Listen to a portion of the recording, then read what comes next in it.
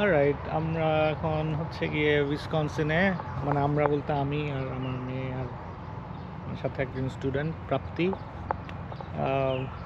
এটা হচ্ছে Mississippi river. এটা উইসকনসিনে, তো এটা খুব সুন্দর একটা জায়গা। সুন্দর একটা সিনিক ভিউ।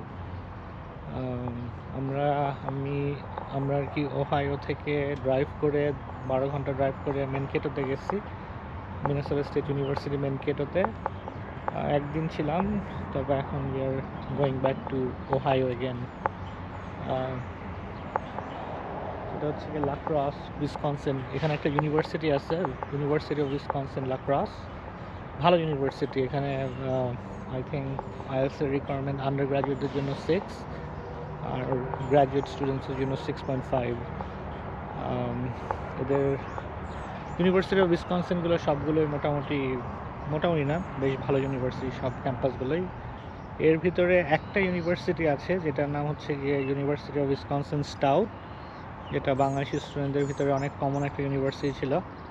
বাট উইসকনসিনে যেমন একটা ইউনিভার্সিটি আছে, university of Wisconsin Madison, one of the best universities, very hard to get in. এছাড়া ইজি টু গেট ইন, যেগুলিতে ইজিলি ভর্তি হওয়া যায়, সেটা হচ্ছে university of Wisconsin stout. But এই ইউনিভার্সিটিতে গত 2-3 বছরে বেশ কিছু বাংলাদেশি স্টুডেন্ট মানে আমেরিকাতে ঢুকেই ট্রান্সফার হয়ে গেছে। সো কাইন্ড অফ বাংলাদেশিরা ব্ল্যাক লিস্টেড হয়ে গেছে। কারণ আমি ইউনিভার্সিটির অ্যাডমিশন ডিরেক্টরের সাথে কথা বলছিলাম, তো basically they are very upset with Bangladeshi students. So এটা আমি জানি যে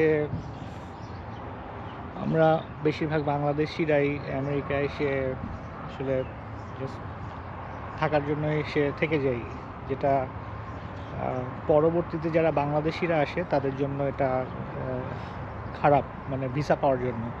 যদি বাংলাদেশি স্টুডেন্টরা এসে যদি পড়াশোনা করতো,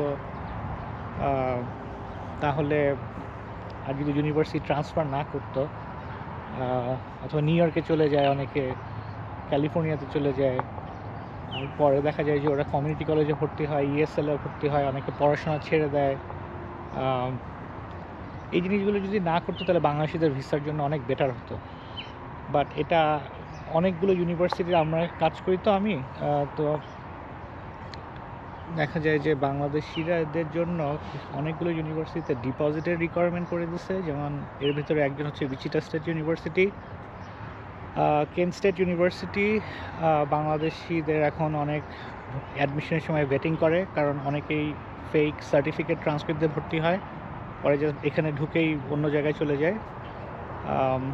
ইউনিভার্সিটি অফ উইসকনসিন স্টাউট, ওদের ভিতরেও বাংলাদেশিদের জন্য মানে বাংলাদেশিরা ব্ল্যাক লিস্টেড হয়ে গেছে।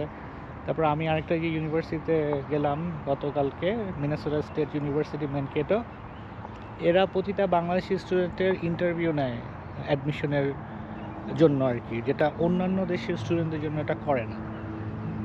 তো এই হচ্ছে কি ব্যাপার। সো হোপফুলি বাংলাদেশি স্টুডেন্ট যারা আসবে, এরা প্রথম থেকেই চুজ করে আসবে যে এই ইউনিভার্সিটিতে পড়াশোনা করব, তাহলে আর ওদের চেঞ্জ করতে হয় না ইউনিভার্সিটি।